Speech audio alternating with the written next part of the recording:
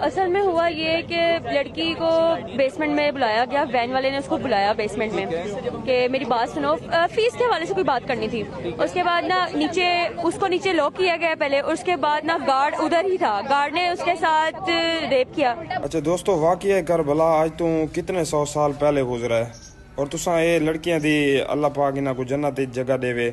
Death हो गई Punjab college दा वाकया हुण तो सोशल मीडिया ते टिकटॉक ते तो बिल्कुल सारा खड़ा ही होए ना। ते इस तो तुसा मैं तो कुछ सामने चाहना भी गल करबला दे वाकये तो शुरू करा कि आज तो कितने 100 साल पहले वाकया गुजरा है दोस्तों। के देखो इन्हां लोगां जेरे लोग मुसलमान लोग ना इन्हां नबी दी आल नूं नहीं पहचाना।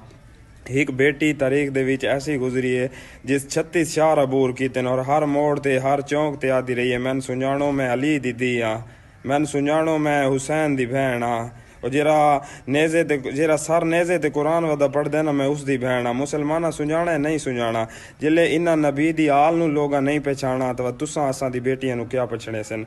तुसां आप दसाओ कि जिन्हां नबी दी आल ते रहम ना कीता होए उस असां तुसां दी बेटियां ते रहम करे सी। ए असल वाकया जितना भी मैं मतलब मेरी सर्च दे मुताबिक या जिन्हें दोस्तों को मैं पूछा भी है तो कोई देता रही देखो जी एक कम उम्र लड़कियां हन या गार्ड ना ज्यादती की थी। यूनिवर्सिटी का कोई जगह कॉलेजां दा कोई पंजाब कॉलेज का वाकया कोई पहला वाकया नहीं जिंदे विच तो कम थी गई हो लड़कियां नाल ज्यादती थी गई हो या कहीं लड़के नाल ज्यादती थी गई हो। पहला वाकया नहीं, इवें कई कितने वाकया अगर तुसा देखो तो कितने वाकये आ चुके हैं। सरदार साहबान हुण इस वाकये दे विच कई लोग आखसन कि प्रिंसीपल दी गलती है, गार्ड दी ज्यादती है, फलां दी ज्यादती है, फलां दी ज्यादती है। मेरा हिक्के गल ते हिक्का पॉइंट है, मैं इत्थें ही गल मुका देवनी है कि गल ये कि इत्था चलो तुसा ये दसो मैं सरैकी मैं बोलदा पिया और सरैकी दे विच बड़े लोग सुनजणे सन कि भा और कपा दा जोड़ है, एक साइड ते भा पई होए बई साइड ते कपा पई होए, कदें भी जोड़ नहीं, कदें भी तुसा ये ना सुनिया कि भा ना लग सी अग ना लग वैसी, कदें भी जोड़ नहीं। तो इवें तुसा किवें सोच सकदे वे कि लड़कियां और लड़का को कॉलेज दे विच यूनिवर्सिटियां दे विच इकट्ठा कर दिता वने, मेल टीचर को मेल टीचर फीमेल टीचर को इकट्ठे कर दिता वने ते वत बंदा आके जी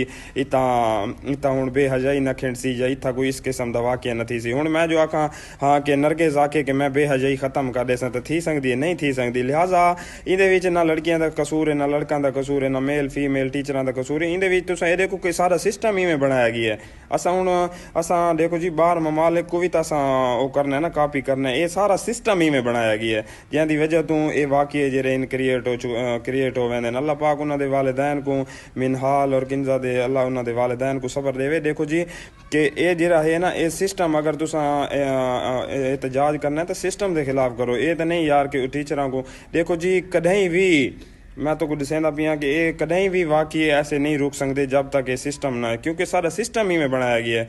लड़कियां लड़कों को इकट्ठे करके वत बंदा आता जी हुण बेहजाई न फैले, हुण ये जे वाकये न थी कदें भी नहीं थी सकते। बाकी मेरी गल अगर कोई बुरी लगे तो माजरत।